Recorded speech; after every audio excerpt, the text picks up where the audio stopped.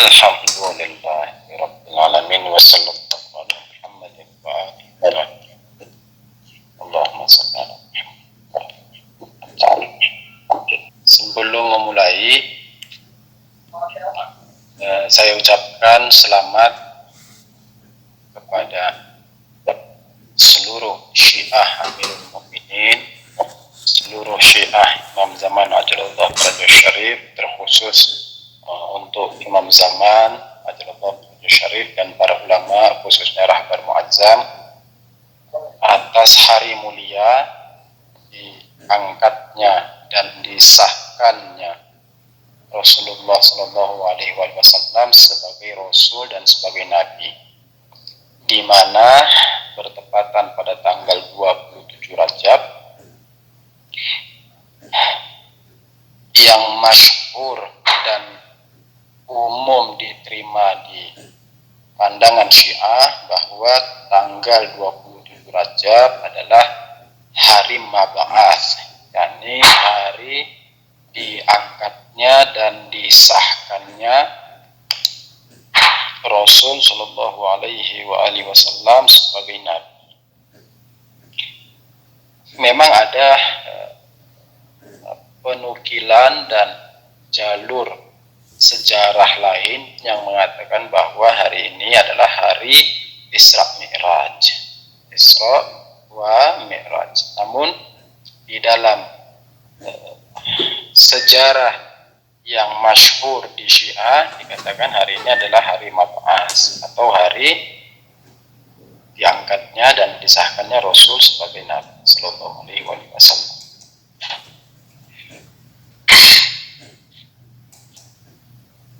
Sedikit berkenaan tentang hari Mab'ats dan tabarruk terhadap hari Mab'ats.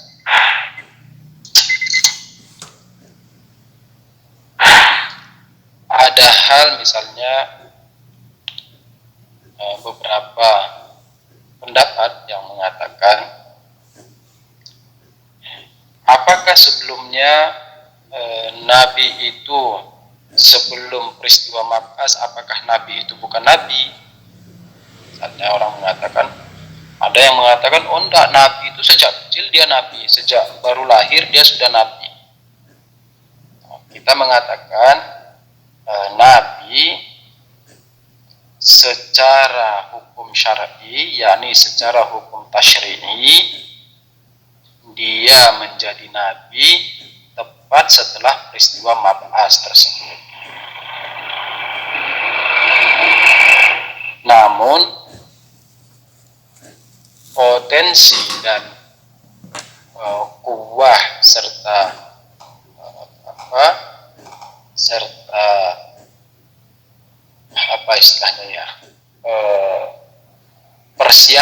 persiapan untuk menjadi seorang nabi itu sudah dimulai bahkan sejak sebelum Rasul lahir, di mana melalui jalur kakeknya, bapaknya, kakeknya hingga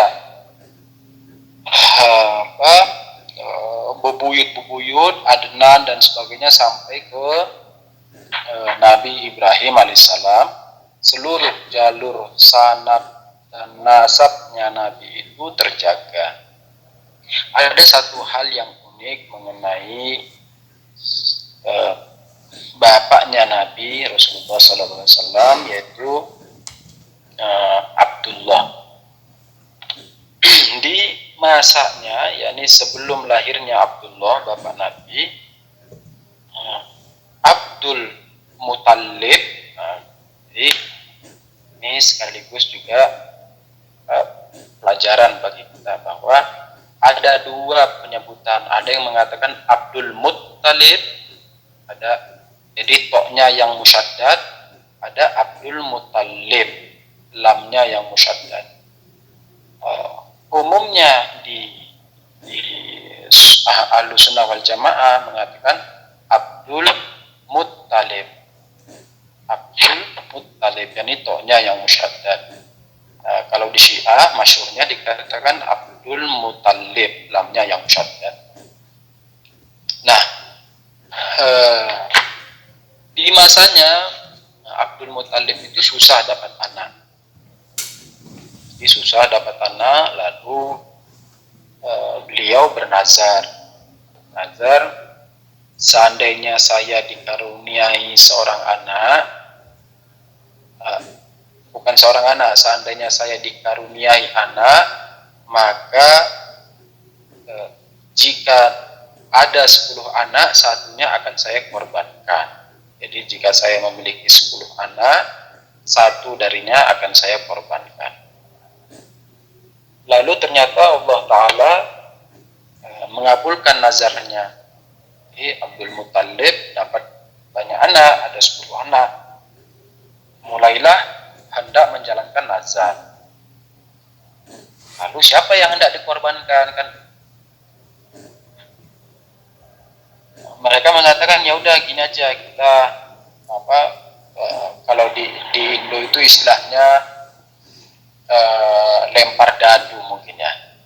Bukan lempar dadu sih, kayak misalnya kita tulis ada 10 kertas kecil-kecil, tulis 1 2 3 4 5 6 7 8 9, terus yang 10 ditulis korban misalnya. Nah, terus dikocok-kocok, apa itu istilahnya? Lempar dadu apa bukan kalau di, atau kocok-kocok angka apa walhasil.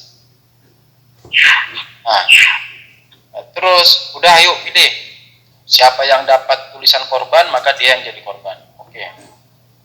Dipilih, pas dibuka satu persatu ternyata Abdullah yang dapat korban. Akhirnya ya khair, sudah, berarti Abdullah yang harus dikorbankan. Namun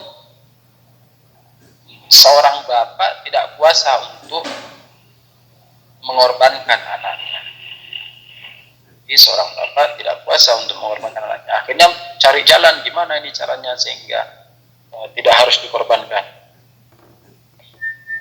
Ada kabar katanya ada seorang wanita yang pintar, yang jago, bisa merubah nazar.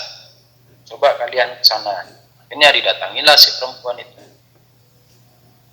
Akhirnya si perempuan itu bilang, oh iya, ini istilahnya nazarnya ini sudah diterima dan harus dilaksanakan, tetapi untuk membadalnya, yakni untuk menggantikannya, maka kamu lakukan kocok-kocok lagi.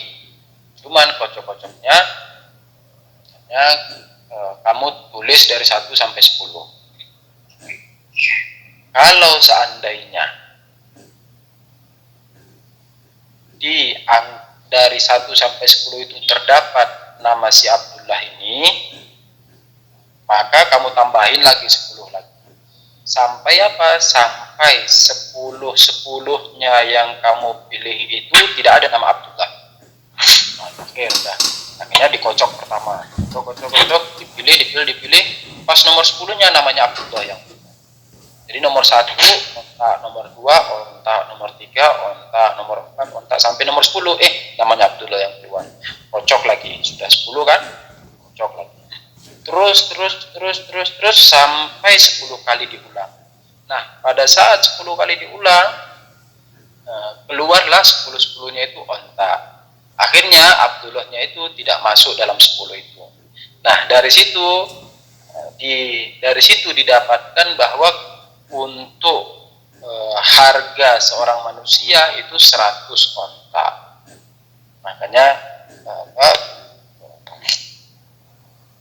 ada misalnya kalau orang nusuk mata, kalau di hukum fikih itu kan kalau orang nusuk mata, matanya luka 1, atau kalau matanya luka 2, hukumnya apa? Hukumnya satu manusia ini apa? Ya ini 100 onta itu. Nah, itu diambil dari kisah Abdullah. Artinya Nabi kita ini, Nabi Rasulullah SAW ini, sebelumnya itu kan Nabi Ibrahim itu juga melakukan pengorbanan terhadap anaknya Ismail alaihissalam. Nabi Ibrahim alaihissalam mengorbankan anaknya Ismail alaihissalam. Namun yang Rasul kita itu kan bukan dari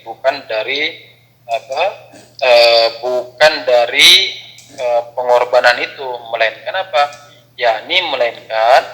Yakni tidak secara langsung, Rasul kita itu tidak secara langsung dari pengorbanan Ismail lalu ke beliau, melainkan melalui siapa? Melalui bapaknya Abdullah. Jadi sebagaimana kejadian Ibrahim mengorbankan anaknya, maka Abdul Muthalib juga mengorbankan anaknya sehingga mendapatkan Rasulullah SAW.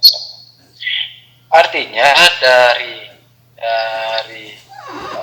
nasab Rasul ini terjadi dua kali pengorbanan, yakni pengorbanan di kakeknya, yakni di Nabi Ibrahim alaihissalam, dan pengorbanan di kakek aslinya itu, yakni Abdul Muthalib alaihissalam. Ini hendak menjelaskan, ini hikmah yang bisa diambil, hendak menjelaskan bahwa Nabi itu istilahnya disucikan dua kali, atau istilahnya dikurbankan dua kali, atau bersihkan dua kali, kurang lebih demikian. Yani pertama dari Ibrahim, dan yang kedua dari Abdul Muthalib alaihissalam. Itu sedikit sekilas tentang tabarruk terhadap hari Mab'as. Oke, kita mulai. Qala Amirul Mu'minin alaihissalam,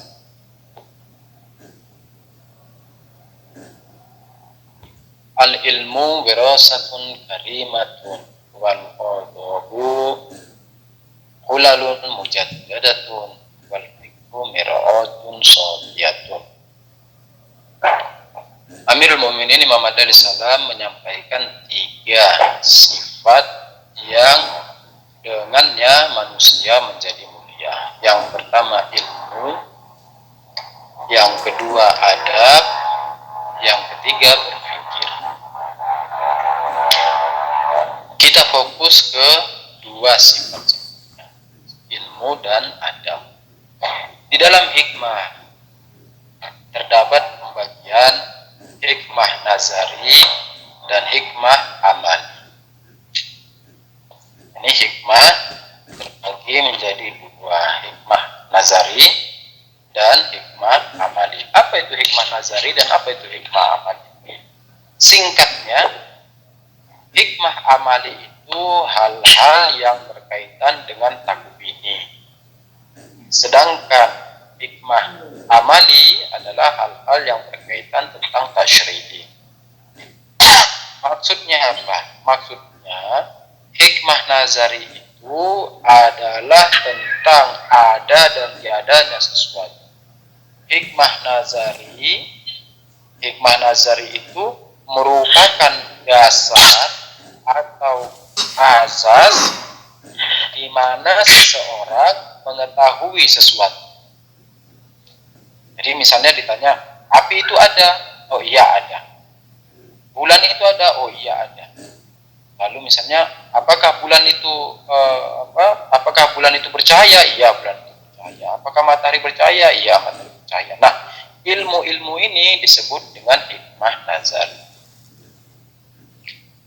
Lalu dari hikmah nazari ini, yakni hikmah nazari itu apa? Hikmah nazari adalah hikmah atau burhan atau ilmu yang dimana pembahasannya mengenai takwini atau tentang keberadaan sesuatu, atau mengenai tentang kelaziman sesuatu, atau membahas tentang pensifatan sesuatu terhadap sesuatu. Nah, ini adanya di hikmah nazari.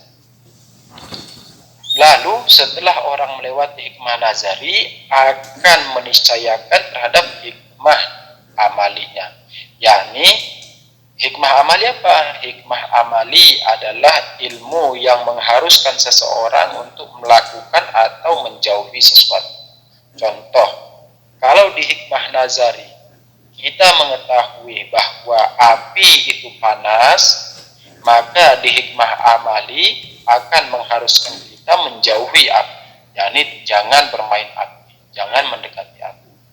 Kalau di hikmah di hikmah nazari mengatakan Tuhan itu ada, Tuhan itu wajibul wujud, maka di hikmah amali mengatakan, hai Yusuf, karena kamu sudah mengetahui Tuhan itu wajibul wujud, Tuhan itu ada dan dia wajibul wujud, maka kamu harus menyembahnya.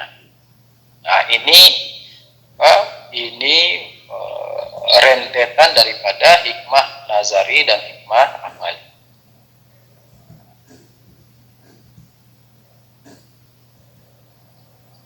Kalau kita melihat sabda dan perkataan Amirul Mukminin hendak menyampaikan kepada kita tentang dua hal tersebut, yakni hendak menyampaikan tentang hikmah nazari dan hikmah amali, di mana hikmah nazari adalah ilmu, sedangkan hikmah amalinya adalah adab. Adab, apa sih adab itu? Kalau ilmu kan paham antum ya. Ilmu apa? Ilmu yakni ilmu. Ilmu yakni pengetahuan. Adab itu apa? Adab itu bukan perilaku. Bukan. Perilaku berbeda dengan adab. Setiap adab pasti perilaku. Namun tidak semua perilaku adalah adab. Dia merupakan umum khusus mutlak. Kapan perilaku itu menjadi adab? Perilaku menjadi adab ketika perilaku itu sudah menyatu dengan manusia. Perilaku menjadi adab kapan? Ketika perilaku itu sudah menyatu dengan manusia, sehingga ketika orang melihat kita, dia akan mengatakan, oh adabnya itu begini. Adabnya itu misalnya menghormati orang lain. Adabnya itu misalnya tidak menjelek-jelekkan saudaranya sendiri. Adabnya misalnya menyembunyikan rahasia orang lain. Adabnya misalnya membantu sesama. Nah, ini adab. Jadi kalau perilaku kan perbuatan sehari-hari, perbuatan yang dilakukan. Namun ketika itu sudah menjadi kebiasaan, itu menjadi sebuah adab. Amirul Mukminin Imam Ali Salam mengatakan, al-ilmu mirasatun karimat. Ilmu adalah warisan yang begitu berharga. Ilmu adalah warisan yang begitu mulia. Jadi ilmu disifatkan terhadap warisan. Ilmu disifatkan terhadap warisan. Yani seandainya seseorang misalnya ditanya, kamu seandainya mau mewariskan sesuatu ke anakmu, apa yang kamu wariskan? Maka semestinya orang akan mengatakan, yang aku wariskan adalah ilmu terhadap anakku. Nah, kurang lebih demikian. yakni ketika dikatakan ilmu adalah warisan yang begitu berharga, warisan yang begitu mulia, maka semestinya ketika seseorang ditanya, kamu hendak mewariskan apa kepada anakmu? Orang akan mengatakan, aku akan mewariskan ilmu terhadap anak. Kenapa demikian? Karena dengan ilmu dia bisa memiliki adab. Yakni seseorang ketika dia berilmu, maka dia akan memiliki adab yang baik. Sehingga ketika dia memiliki adab yang baik, Imam Ali Salam, Amirul Mukminin mengatakan, wal adabu hullatun mujaddadatun. Hulal yakni perhiasan-perhiasan atau mutiara-mutiara. Mujaddadah yakni yang selalu terbaharui, yang tak pernah usang, yang tak pernah tua, yang tak pernah memudar. Jadi dikatakan adab itu apa? Adab adalah perhiasan yang selalu baru, yang tak pernah memudar. Artinya ketika seseorang memiliki ilmu, maka dengan ilmu itu dia akan meraih adab-adab yang baik, sehingga dengannya orang tersebut bisa harum namanya di hadapan masyarakat. Orang tersebut bisa mulia di hadapan masyarakat. Kenapa? Karena memiliki adab yang baik. Yani orang senantiasa melihatnya sebagai orang yang memiliki perilaku kebiasaan yang baik, yang sempurna, yang tidak meresahkan masyarakat, yang seandainya kita di dekatnya kita akan merasa nyaman. Namun ilmu bagaimana yang pertanyaan kita, ilmu bagaimana yang bisa mengantar orang kepada adab yang baik? Tentu jawabannya adalah ilmu yang bisa mengantar orang kepada adab yang baik adalah ilmu yang dari Tuhan. Ilmu yang dari Tuhan lalu disampaikan kepada Rasul Sallallahu Alaihi Wasallam, lalu disampaikan kepada Imam Ali alaihissalam, yang dengannya nanti dari Imam Ali alaihissalam itu disampaikan kepada aimah hingga Imam zaman Ajalullah Fajr Syarif, lalu para imam mengajarkan kepada kita. Sebagaimana diriwayatkan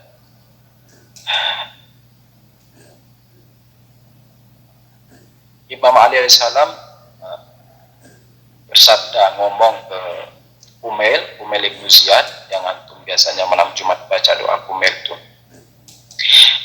Imam Ali alaihissalam mengatakan, ya Kumail, wahai Kumail ibn Ziyad, inna Rasulullah sallallahu alaihi wa alihi wasallam adabahullahu azza wa jalla wa huwa adabani.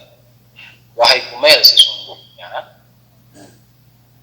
Allah mengadabkan, yakni apa mengadabkan? Yakni membuat Nabi beradab, yakni mengajarkan adab pada Rasul sallallahu alaihi wasallam. Wa huwa adabani, dan Rasul juga memberi adab kepada, mengajarkan adab kepada, yakni membuat aku menjadi manusia yang beradab. Wa ana u'addibul mu'minin, dan aku yang mengajarkan adab kepada orang-orang mukmin. Di dalam riwayat seringkali disampaikan di beberapa majelis telah saya sampaikan sebelumnya, bahwa kalau mendapati kata mukmin di dalam riwayat, maka maksudnya adalah terkhusus bagi orang-orang Syiah. Artinya apa? Artinya lihat, Allah mengadabkan Nabi, yakni Allah mengajarkan adab kepada Nabi, membuat Nabi beradab. Lalu Nabi Shallallahu Alaihi Wasallam mengajarkan adab kepada Imam Ali Amirul Mukminin alaihissalam, dan membuat Imam Ali alaihissalam menjadi manusia yang beradab. Lalu Imam Ali Amirul Mukminin alaihissalam mengajarkan adab kepada Syiahnya, kepada para mukminin, sehingga para mukminin menjadi manusia yang beradab. Oke? Nah, dikatakan setelahnya wa urisul adaba al-mu'min, dan aku mewariskan adab ini kepada orang-orang yang mulia. Nah, kalau tadi itu Amirul Mukminin SAW mengatakan apa? Al-ilmu firasatun karimat wal adabu hullalun mujaddadat.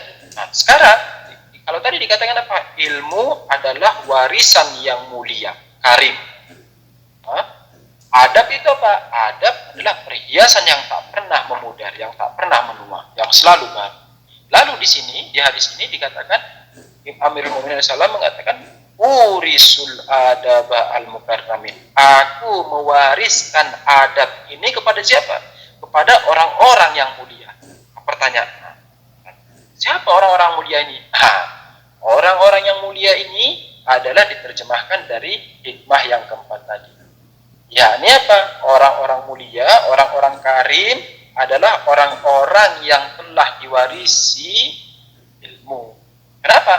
Kan kalau logikanya begini. Kalau pernah belajar logika atau dulunya pernah belajar matematika, ada logika himpunan apa itu ya. Misalnya Ali pintar. Kemudian primernya Ali pintar. Ini apa istilahnya? Klausa pertamanya itu Ali pintar. Terus klausa keduanya mengatakan setiap orang yang pintar maka dia akan beradab. Maka kesimpulannya apa? Ali beradab, kan begitu.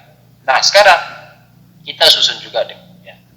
Dikatakan Amirul Mukminin alaihissalam mewariskan adab kepada orang-orang yang mulia, yang karim.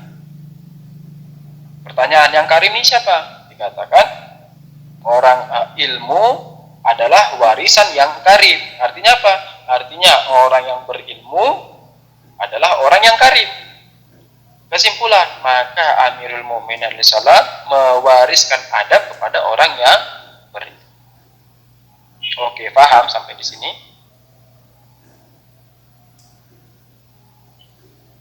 Paham, Ustaz. Oke, yang lain paham? Bang Ustaz, alhamdulillah. Paham, Ustaz. Lalu hadisnya dikatakan, ya Kumail, wahai Kumail, ma min ilmin illa wa ana aftah. Wahai Kumail, tidak ada satupun ilmu kecuali aku telah membukanya. Yakni apa? Yakni tidak ada satu ilmu pun bagi Imam Ali alaihissalam yang gaib. Tidak ada satu ilmu pun bagi Imam Ali yang tidak tersingkap. Tidak ada satupun ilmu bagi Imam Ali yang terhijabi. Tidak ada. Dikatakan, wa ma min ilmin illa ana afahuhu, wa ma min sirrin illa wal qaimu alaihi salam yakhtimu. Ini berkaitan tentang Imam Zaman Ajrullah Faridul Syarif. Dikatakan tidak ada satupun rahasia kecuali qaim kami, yakni Imam Zaman Ajrullah Faridul Syarif, telah menyembunyikannya. Artinya apa? Artinya bahwa rahasia-rahasia tentang hakikat, rahasia-rahasia tentang kegaiban, tentang hakikat penciptaan dan sebagainya itu tersembunyi dan tertutupi atau istilahnya disembunyikan hingga kezuhuran Imam Zaman Ajrullah Faridul Syarif. Makanya di beberapa riwayat dikatakan nanti ketika Imam Zaman Ajrullah Faridul Syarif itu zuhur, saat ini sampai sebelum zuhurnya Imam Zaman, jadi seluruh ilmu itu ada 27 pintu ilmu. Nah, sebelum zuhurnya Imam Zaman Ajrullah Faridul Syarif itu baru satu pintu yang terbuka. Nanti ketika Imam Zaman Ajrullah Faridul Syarif zuhur, 26 pintu yang lain itu baru. Nah, ini merupakan tafsiran terhadap riwayat tersebut. Dikatakan wa ma min sirrin illa wal qaimu alaihi salam yakhtimu, bahwa tidak ada satupun rahasia kecuali bahwa Imam Zaman Ajrullah Faridul Syarif telah menyebutkan. Ini satu hadis. Hadis yang lain berkaitan tentang ilmu sehingga kita bisa mendapatkan adab. Kan kita mau tahu nih, kita untuk bisa menjadi orang beradab kan harus berilmu. Lalu ilmu yang mana? Kita katakan tadi apa? Ilmu yang dari Allah Ta'ala yang disampaikan oleh Rasul lalu disampaikan oleh Amirul Mukminin. Hadis yang lain dikatakan dari hadis dari Imam Ja'far Shadiq alaihissalam. Qala Abu Ja'far alaihissalam qol allama Rasulullah sallallahu alaihi wa alihi wasallam aliyan sallallahu alaihi alfa harfin kullu harfin yaftahu alfa. Imam Shadiq alaihissalam mengatakan bahwa Rasulullah itu mengajarkan kepada Imam Ali alaihissalam apa? 1000 huruf. 1000 huruf maksudnya apa? 1000 huruf yakni 1000 ilmu. Dan setiap ilmu itu dan setiap huruf itu juga memiliki 1000 ilmu, membuka 1000 ilmu. Yani misalnya kita di depan kita ini ada 1000 ilmu, ada 1000 pintu. Setiap kita membuka satu pintu itu akan terbuka lagi 1000 pintu yang lain. Kan gitu kurang lebih gambarannya. Tetapi maksudnya bukan berarti kalau kita mau hitung-hitungan matematik berarti 1000 kali 1000 berapa adanya, 1.000.000 pintu dong. Tidak. Ini penggambaran tentang majas, ya, ini perkataan majas. Ya, ini hendak menyampaikan kepada kita bahwa bukan maksudnya ilmu itu ada 1000 pintu lalu di dalam satu pintu itu ada 1000 pintu lagi, bukan. Melainkan hendak menyampaikan kepada kita bahwa ilmu itu begitu luasnya dan tak terhingga, dan Imam Ali alaihi salam itu mengetahui semua pintu-pintu itu. Ana Madinah ini wa aliyun, Rasulullah Shallallahu Alaihi Wasallam mengatakan aku adalah kotanya ilmu. Madinatul Ilmi ini kotanya ilmu. Maksudnya apa? Ya, ini lautannya ilmu. Ya, ini kemana saja kita nyemplung maka di situ adalah ilmu. Namun dikatakan wa aliyun, untuk masuk ke dalam kota itu, ya, ini untuk bisa nyemplung kan. Kalau kita mau ke pantai itu untuk bisa nyemplung kan beli karcis dulu. Nah, karcis untuk beli karcisnya itu lewat Imam Ali alaihissalam, Amirul. Oke, saya kira cukup sampai di sini. Semoga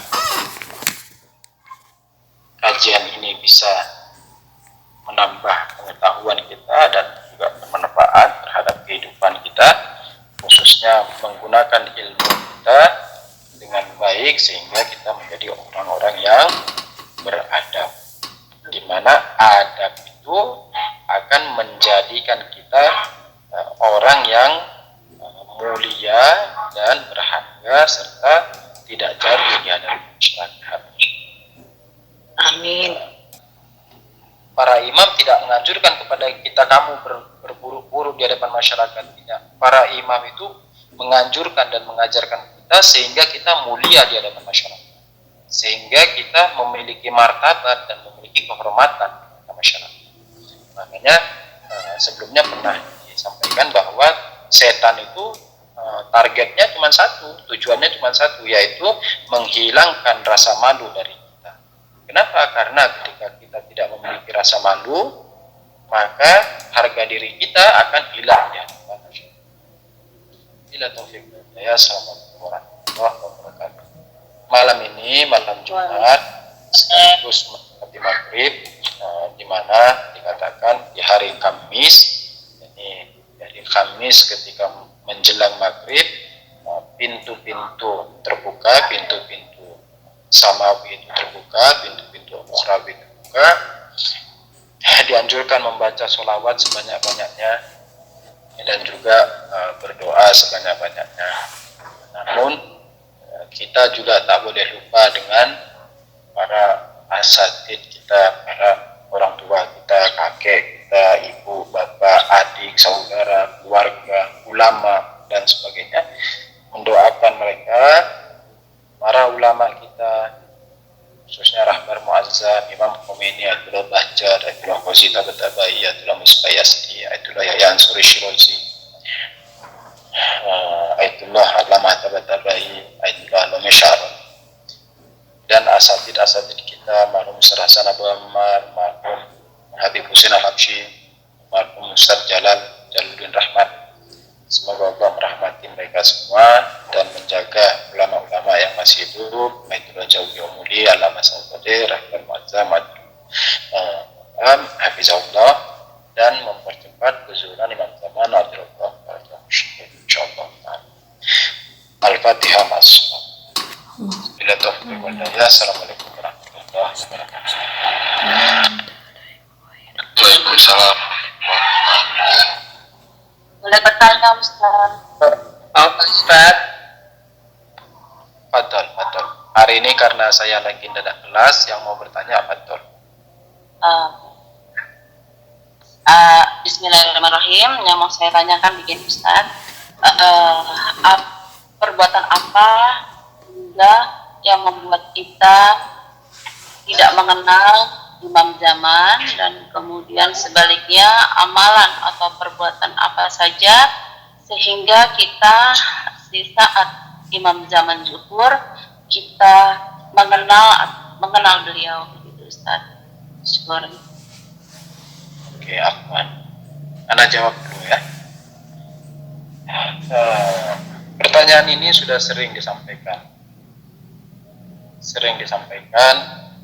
Mungkin juga antum sudah sering mendengar jawabannya, tapi kita coba meraba-raba lagi. Ala kulli hal,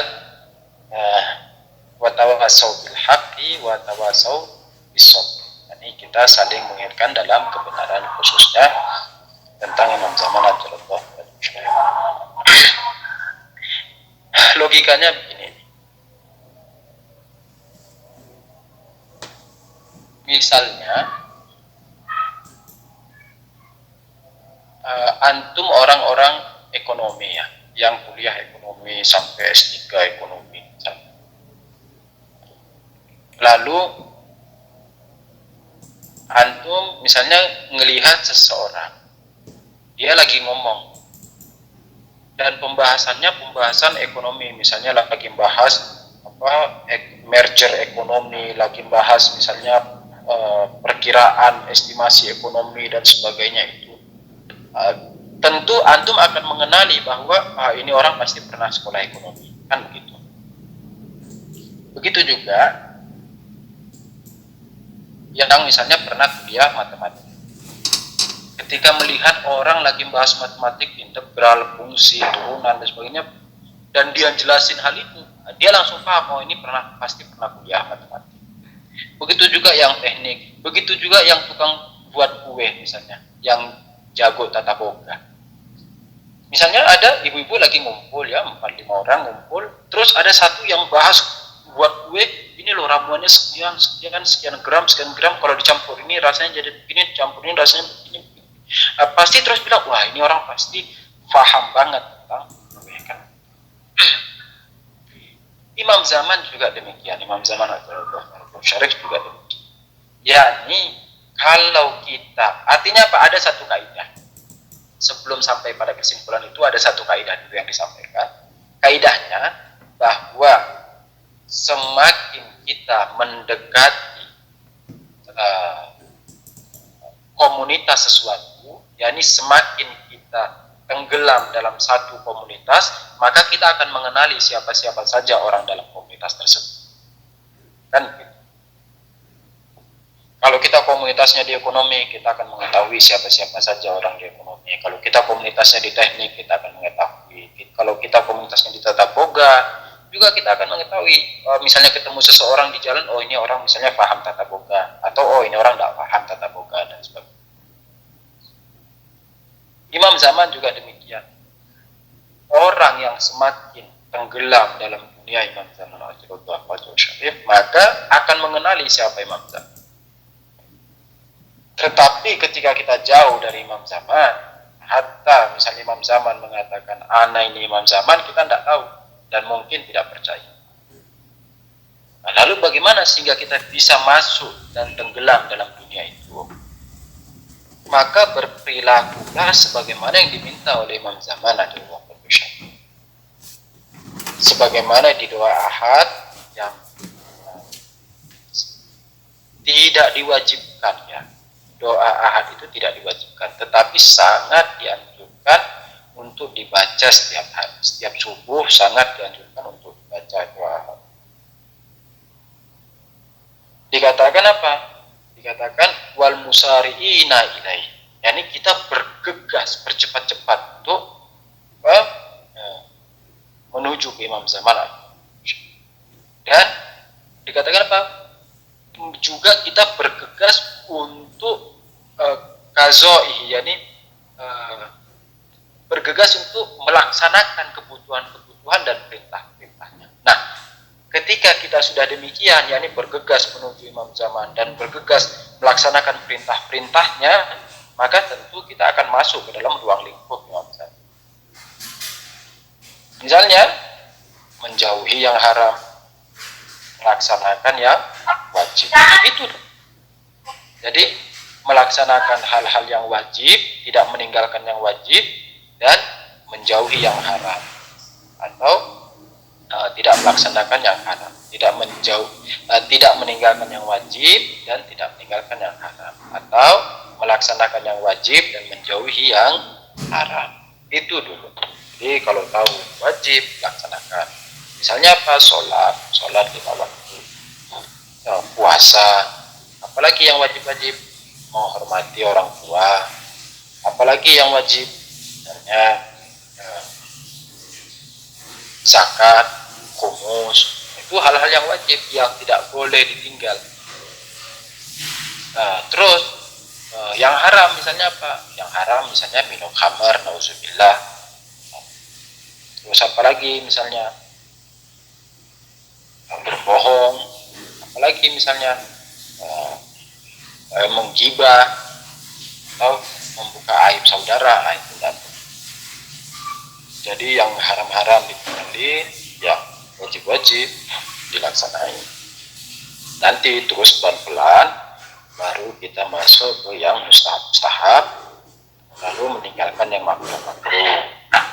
Nanti terus ke atasnya lagi apa? Ke atasnya lagi masuk ke yang syubhat-syubhat. Jadi yang syubhat-syubhat pun diusahakan untuk ditinggal. Nah, ini metode untuk dekat kepada Imam Zaman Ajrullah Al-Syarif. Namun ada satu riwayat, kalau tidak salah sebelumnya pernah saya sampaikan, tidak salah minggu kemarin apa ya, Imam Zaman Ajrullah Al-Syarif mengatakan aksiru doa faraj. Jadi wahai orang-orang mukmin, perbanyaklah doa untuk kezuhuran. Kenapa? Karena sesungguhnya di dalam kezuhuran itu terdapat kebaikan bagi kalian. Jadi kita diminta untuk memperbanyak doa kezuhuran Imam Zaman Ajrullah Al-Syarif. Doa kunut, ya, doa kunut, salah satu doa kunut yang sangat dianjurkan itu di setiap doa kunut, mau sholat subuh, mau zuhur, asar, maghrib, isya, itu doa untuk kezuhuran Imam Zaman Al-Syarif. Bisa pakai yang Allahumma qulli walikul hujjatul hasan juga bisa, atau bisa la ilaha illallahul halimul karim, la ilaha illallahul aliyul azim, itu juga bisa. Saya kira demikian. Ada lagi? Jelas sampai di sini. Betul. Bismillahirrahmanirrahim. Pertanyaan yang pertama, atau bahkan 3 pertanyaan. Pertanyaan yang pertama, adakah kesamaan makna antara adab dengan akhlak? Yang pertama. Yang kedua, para imam untuk sampainya ilmu kepada para imam itu apakah secara huduri atau usuli? Itu yang kedua. Dan yang ketiga, bahwa tadi dikatakan bahwa untuk mendapatkan ilmu itu melalui pintunya yaitu Imam Ali. Apakah yang itu maknanya bahwa tidak ada ilmu yang tidak melalui Imam Ali atau bagaimana? Demikian pertanyaan Anda. Terima kasih. Afwan. Pertanyaan yang pertama, apakah ada persamaan makna antara adab dan akhlak? Adab dan akhlak secara uruf adalah satu makna, yakni ketika orang uruf mengatakan adab, ini maksudnya akhlak, dan begitupun ketika mengatakan akhlak, maksudnya adab. Misalnya orang mengatakan, wah ini orang tidak berakhlak nih, maksudnya apa? Maksudnya ya tidak beradab. Wah ini orang tidak beradab nih, ya ini apa? Ya ini tidak berakhlak. Nah ini secara uruf. Namun secara ilmiah, ini secara ilmu pengetahuan, adab berbeda dengan akhlak. Yakni akhlak itu ranahnya adalah ranah pengetahuan, yakni ranah dalam akal, sedangkan adab itu adalah ranahnya ranah kharij atau ranah di luar akal. Yakni dengan kata lain, akhlak itu adalah wacana pengetahuan, sedangkan adab adalah wacana perbuatan, yakni tingkah laku, pola tingkah laku tahu itu adalah adab. Namun untuk meniliknya itu disebut ilmu. Ini pertanyaan yang kedua, apakah ilmu para imam itu ilmu huzuri atau ilmu usuli? Sebelumnya saya jelasin dulu apa ilmu usuli dan apa ilmu huzuri sehingga yang lain bisa paham apa maksudnya ilmu usuli atau apa ilmu huzuri. Ilmu huzuri adalah ilmu yang didapatkan oleh seseorang tanpa perantara apapun. Dengan kata lain, ilmu huzuri dalam bahasa Arabnya dikatakan al-ilmu, yakni al-ilmu huzuriyu wa huzuru syai' indal ilm. Yani apa? Ilmu huzuri itu adalah kehadiran yang diketahui. Jadi sesuatu yang diketahui itu yang hadir kepada kita. Jadi al-ilmu huzuriyu wa huzuru syai' indal ab atau indal alim. Ilmu huzuri apa? Ilmu huzuri adalah kehadiran yang dipahami itu, yakni kehadiran si sesuatu itu kepada kita. Nah, ini artinya apa? Berarti tidak pakai perantara, yakni yang mau diketahui itu hadir kepada kita. Jadi tidak ada perantara antara kita dan yang mau diketahui. Contohnya apa ilmu huzuri? Contoh ilmu huzuri adalah pengetahuan kita terhadap diri kita. Ini antum tahu kan kalau antum ada nih. Yusuf, apakah kamu tahu kalau kamu ada? Iya tahu. Nah, kamu nyebut kamu itu sebagai siapa? Sebagai aku atau saya, kan kita bilang aku. Nah, ilmu kamu terhadap aku itu, kamu punya enggak ilmunya? Iya punya. Itu ilmunya ilmu apa? Itu namanya ilmu huzuri. Yakni apa? Yakni si aku itu hadir bagi kita tanpa perantara. Lalu ada yang namanya ilmu usul. Ilmu usul itu apa? Ilmu usul adalah ilmu yang didapatkan dengan perantara. Dengan kata lain, di dalam ilmu usuli itu objek yang diketahui itu tidak hadir bagi kita, melainkan apa yang hadir?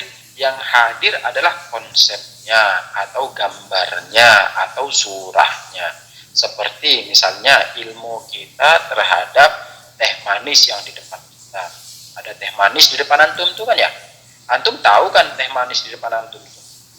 Pertanyaannya, apakah teh manisnya yang hadir di kepala kita? Kan enggak. Lalu apa yang hadir? Konsepnya atau gambarnya. Nah, ini adalah ilmu usul. Jadi sudah paham kan ya? Ilmu huzuri dan ilmu usul itu. Sekarang, ilmu para imam itu ilmu huzuri atau ilmu usul, kita katakan dua-duanya. Yakni juga ilmu huzuri, juga ilmu usuli. Sebagian ilmu huzuri, sebagian ilmu usuli. Sebagian ilmu usuli adalah ilmu yang diajarkan oleh Rasulullah Shallallahu Alaihi Wasallam kepada Imam Ali Alaihissalam dan begitu juga Imam Ali Alaihissalam kepada para imam yang lain. Ini salah satu ilmu usuli. Kalau yang ilmu huzuri gimana? Ilmu huzuri itu sebagaimana yang Imam Ali Alaihissalam menyampaikan ketika ada orang Yahudi, kalau tidak salah itu orang Yahudi nanya, wahai Amirul Mukminin, apakah apakah Tuhanmu bisa dilihat? Kemarin mengatakan, aku tidak menyembah Tuhan yang tidak melihat, namun aku melihatnya dengan batin. Nah, ini ilmunya ilmu huzuri.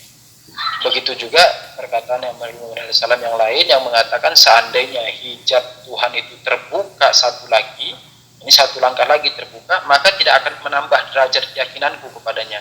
Nah, ini ilmunya ilmu huzuri, bukan ilmu usuli. Yakni apa? Yakni Imam Ali alaihissalam sudah fana di dalam ubudiyat Allah.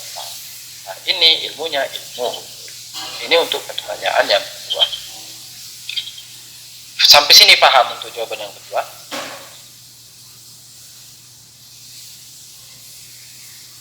Insya Allah paham dan. Oke. Untuk pertanyaan yang ketiga, apakah para imam itu para nabi atau para imam tadi? Pertanyaan ketiga terkait dengan pintu ilmu tadi. Pintu ilmu. Nah, apakah maksudnya? Ya, apakah maksudnya seluruh ilmu itu harus melewati Imam Ali alaihissalam? Kita mengatakan iya. Kita mengatakan iya, dan bukan hanya Imam Ali alaihissalam, yakni seluruh para imam. Sebagaimana hadis dari Imam Shadiq alaihissalam dikatakan gharriba wa syarrika wa gharriba. Pergilah kalian ke barat dan pergilah kalian ke timur, lan tajida ilman illa min indina ahlal bait. Kalian tidak akan mendapati ilmu kecuali itu dari sisi kami. Jadi antum mau pergi kemana saja, kalau itu ilmu, itu pasti keluarnya dari ahlul bait alaihissalam.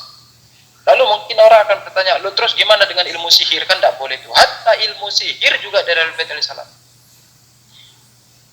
Di Quran sendiri kan itu mengkisahkan ketika di zaman kaum kaum Lut kaum Nuh, kaum Nabi apa gitu, kaum Nabi apa, ilmu sihir lagi banyak. Lalu Allah Ta'ala mengirim 2 malaikat, Marut sama siapa satu lagi itu, untuk mengajarkan ilmu sihir kepada orang-orang mukmin. Sehingga apa? Sehingga mereka bisa menangkal ilmu-ilmu sihir yang jahat itu. Lalu, namun di Quran dikatakan lalu mereka menyalahgunakan ilmu sihir tersebut. Jadi hatta ilmu sihir itu datangnya ya dari para imam itu, yakni dari Nabi. Kalau di kita dari imam, yakni dari imam itu. Hatta ilmu sihir datangnya dari imam. Mungkin Anda juga pernah nyampaikan ke antum bahwa sekitar sebulan yang lalu, kalau tidak salah, atau 2 bulan yang lalu, orangnya sudah meninggal, mungkin 2 bulan yang lalu. Dan jujur saja bahwa kelas Nahjul Balaghah ini Ana mulai, yakni Ana kemarin minta ke Yayasan Mulus Sadro untuk memulai Nahjul Balaghah gara-gara kisah tersebut, di mana Ustadz kita di kelas nyampein sebuah kisah, yang meninggal itu teman akrabnya beliau. Dia mutadayyin, orang mutadayyin, yakni Syiah getok, tapi jago ilmu-ilmu kebatinan. Kalau kita di sini istilahnya nyebutnya ilmu garibah, jago ilmu-ilmu kebatinan. Terus dia bilang, dan beliau ini yang jago ilmu kebatinan ini ngajar Nahjul Balaghah. Terus dia ngomong begini ke ustadz kita orang di kelas itu. Dia bilang, ana ini sudah bertahun-tahun ngajar Nahjul Balaghah. Dan setiap ana baca Nahjul Balaghah, ana dapati lagi satu pintu lagi. Setiap ana baca lagi, ana dapati lagi satu pintu lagi. Setiap ana baca lagi, ana dapati lagi satu. Jadi hatta ilmu kebatinan itu juga datangnya dari para a'immah. Hanya kenapa misalnya Yusuf, kenapa kamu tidak jago ilmu kebatinan? Ya karena kita tidak bisa mengambil manfaat dari Nahjul Balaghah ini. Sebagaimana jadi Nahjul Balaghah ini seperti gudang. Nahjul Balaghah ini seperti gudang yang apa saja ada di dalam. Tergantung siapa yang datang ke gudang itu. Contoh misalnya gini nih, ada satu gudang. Di dalamnya itu ada jual apa aja, serba kan, kalau kita di Indo itu nyebutnya serba, toko serba ada. Terserah siapa saja yang datang, tapi siapa saja yang datang dia kan nggak ngambil semua. Ada yang datang beli apa, misalnya beli piring. Ada yang datang beli apa, beli lem Alteco. Ada yang datang beli apa, beli bor, kan gitu. Ada yang datang beli apa, beli buku. Ada yang datang beli apa, beli siomay. Ada yang datang beli bakso, apa saja ada. Nahjul Balaghah itu kayak, kalau orang matematika yang masuk ke Nahjul Balaghah, dia akan melihat indahnya dunia matematik di Nahjul Balaghah. Kalau orang filsafat masuk ke Nahjul Balaghah, dia akan tenggelam dan jatuh tersungkur melihat keindahan filsafat Nahjul Balaghah. Orang irfan masuk ke Nahjul Balaghah, dia juga akan memproklamirkan diri bahwa Nahjul Balagha ini adalah kitab irfan. Begitu juga orang ekonomi, kalau paham Nahjul Balagha dia mengatakan, oh enggak, Nahjul Balagha ini kitab ekonomi. Orang yang jago kebatinan, ilmu-ilmu gaib itu juga mengatakan, oh enggak, Nahjul Balagha ini kitab kebatinan. Jadi Nahjul Balagha ini siapa saja yang masuk ke dalam, orang akan mengatakan ini kitab tentang ini. Hatta